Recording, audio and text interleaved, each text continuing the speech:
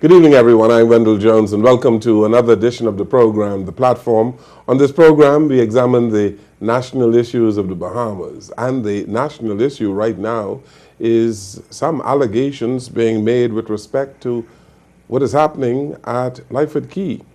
In the House of Assembly on Monday, we had the Prime Minister of the Bahamas making a statement. We also had the leader of the opposition calling for an investigation into allegations concerning what two young men had to say about Peter Nygaard and a conversation they claim to have had with Peter Nygaard involving campaign contributions and the ongoing feud at Lyford Key. And so we thought we should continue to talk about this particular issue today. And our guest on the program today is Vivian Whylly. And Vivian Whylly is known to be a supporter of Peter Nygaard, and he is quite familiar with the feud surrounding Clifton and access to Mr. Nygaard's property. He's been on our program on numerous occasions, and it is our delight to have him back here again. Vivian Whylly, welcome to the program. Thank you, Mr. Jones, and good night to the Bahamas, and good night to the world. It is a big controversy going on in the country. I want to say brewing, but it is already brewed, and now I guess police are investigating allegations. What do you have to say about it? Well, first of all, I believe that it is high time that the police are involved, because Mr. Bacon has gone through a whole process of filing judicial reviews, saying this and saying that, and the orchestration of this plot comes directly from Louis Bacon and Save the Base. The orchestration of what plot?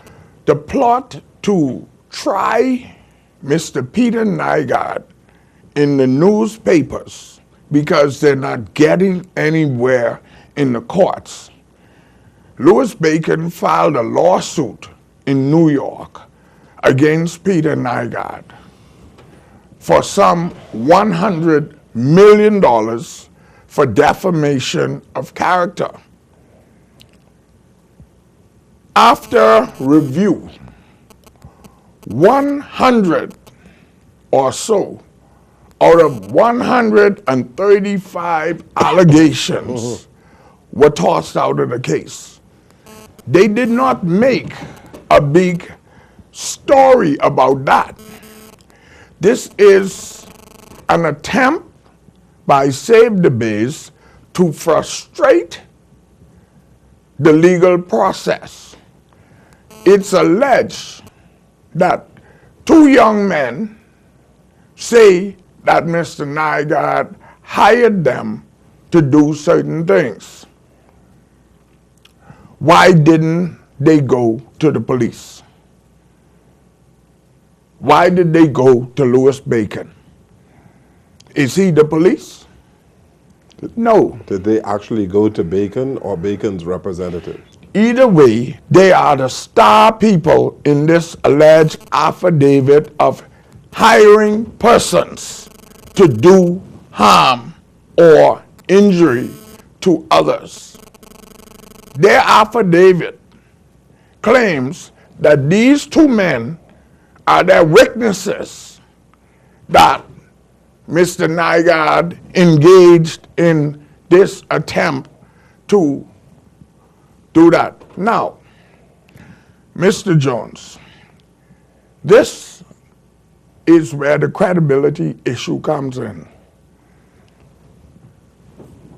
I'm a businessman. I have lawyers all over the world. I have clients all over the world. Why would I go to two young men in the Bahamas and say I need y'all to do a job for me. Mr. Nygaard never said that. Never said that. As a matter of fact, these two young men, and I'm going to say this to the Bahamian public, approached me while I was at the mall and asked me, where was Mr. Nygaard? Was he at the mall? I said, I don't know. You have to ask his chief of security. When their tone, the way they looked and presented themselves, I knew it was going to be trouble. So I advised Mr. Nygaard that these people will destroy his business that he was opening in the mall, because certain types of people are known to be part of the criminal element. These men are not unknown to the police. Why didn't they go to police themselves? That's the first thing.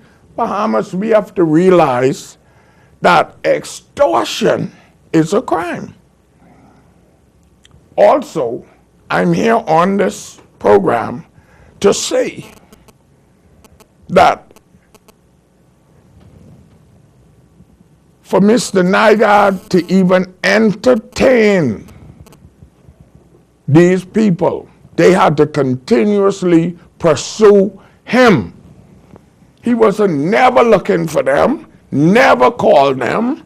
They kept showing up as if somebody sent them. And how I saw someone showed me a recording, and the allegations that I read in the newspapers, those allegations concerning harm to people, or they are not on the recording. Because it never happened.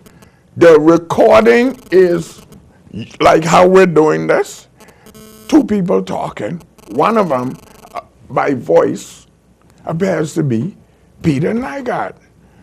Peter Nygaard has been pursued by these people as if somebody sent them to say and get Mr. Nygaard to talk about these things on a tape to create evidence. Mr. Jones. This is similar to a sting operation? Not even a sting operation. This is extortion. Well, it is either as extortion or attempted extortion. Right, because if, see, Mr. Jones, Bahamas, if somebody hires me to do harm to you, Wendall, as Mr. Jones, as a law-abiding citizen, upstanding or halfway standing, I don't have to go to Charles Carter because he owns a competing radio station like Love 90. You know what I mean? Or Guardian and say, boy, I got some news on Wendall. Wendall pay me to shut y'all down. No. I go to the police. I said, I sense that there's going to be some problems. I don't want to be responsible. You need to talk to these guys. These guys went to Louis Bacon, who hired private investigators, former FBI people, who now, after they didn't create their story and got it right, goes to the press just to put a story out there. Because Louis Bacon, see, Bahamas, don't be fooled. Louis Bacon has been fined by various banking courts around the world for illegal activities. I'm not bringing this up to say anything other than the truth. The man is a known criminal in the banking circles. So lying, which Bacon was found guilty of, he was lying about insider trading, and then he paid a fine. Why did he pay the fine? Because he was found guilty. This is another case of Louis Bacon lying. Bahamas. This whole thing is a fraud. This is about a couple of guys who recognize an opportunity to turn one white man against another white man because the frivolousness of what they're fighting about could only be considered foolish. The bottom line is this is about money. Yeah. And some people were paid to give us particular story. It is a story is correct.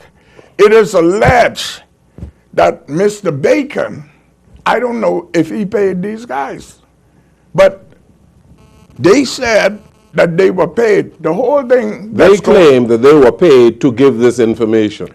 Right. The question is, paid by whom? And you are assuming that agents of Fred Smith, the guys who filed, the lawyers. Let me show you all something. Bahamas. This is an international attempt again. Not because it's Peter Nygaard. There is an undercutting movement of people who want to see the PLP gone. I am not advocating no vote style.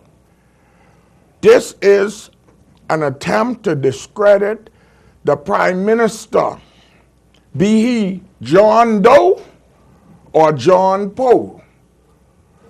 There are laws in our country. Save the Base has gone over the deep end again. The Commissioner of Police should have been called long time ago. If Louis Bacon had been doing this for 2.5 years, how come he didn't call the police? doing what for 2.5 years? Investigating this story of Mr. Nygaard's alleged plots against him and Save the Bays, their lawyers. And Bahamas, I don't want y'all to sleep, you know.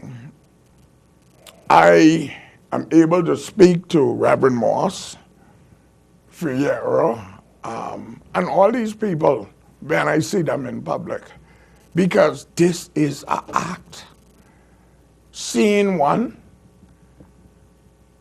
you understand? So, your thesis now is that this is extortion or attempted extortion by these two young men to get money from both sides. From both sides. Yes. Both sides. And they won. That's all this is. We are complicating this. Minutes coming in about, oh, we got to invest. Mr. Minutes, all of y'all, see it for what it is. Why didn't Mr. Bacon call the police when these guys told him that? Why did he go to the lawyers and file something, then call the police? I would have called Greens. Sir, the next day after these people came to me, they have a 400-page something. So don't, you want a court thing. Why didn't they call the police? We're Bahamians, we're smart. What I find curious about all of this, Vivian Whylly, is why these two young men would admit that they were paid to produce this affidavit or to give this information. That makes it inadmissible. And if you are paid... It's inadmissible. The court will not accept an affidavit that was done for hire. I'm not a lawyer. Any judge will say, what happened? They pay you? Man, come on, my God. That's what's going to happen to this. But, Mr. Jones, the effect of seeing this whole thing play out in the media is now on people's mind. And subliminal manipulation. Do you know why pretty ladies sell cigarettes? Because the guy likes the pretty lady. And if she's smoking, he's gonna like the cigarette. Not all the way, but that's the intent. It's called subliminal manipulation. Mr. Jones, this whole, I see you smiling, this whole thing, Mr. Nygaard never told these guys anything about anything. You know what they come with? Oh, Mr. Nygaard, we have groups of people that if you're having an event, we can make sure we get bodies in shirts. You know, the gentlemen are not as smart as they think because they're going to have to be questioned by the police. You know, you recognize that, right? Yes. There's a saying that comes to mind. If you weren't with the crows found, you would have been home safe and sound. If you weren't with the crows found. The question that I have for you is, you know, how Peter Nygaard got to be speaking with these people. And I guess you answered it in part a while ago. They pursued him. They pursued him. It's a, personally as a trained security guard in the United States, it was a breach of security to the highest level. When you have a high value target, persons like these must be screened. I want to look at the political overtones, the political dimensions of this, these scurrilous accusations. But let's take a break here because some politics, some heavy politics is involved in it, eh? Let's take this break, Vivian Whylly, and we'll come right back. Good to talk.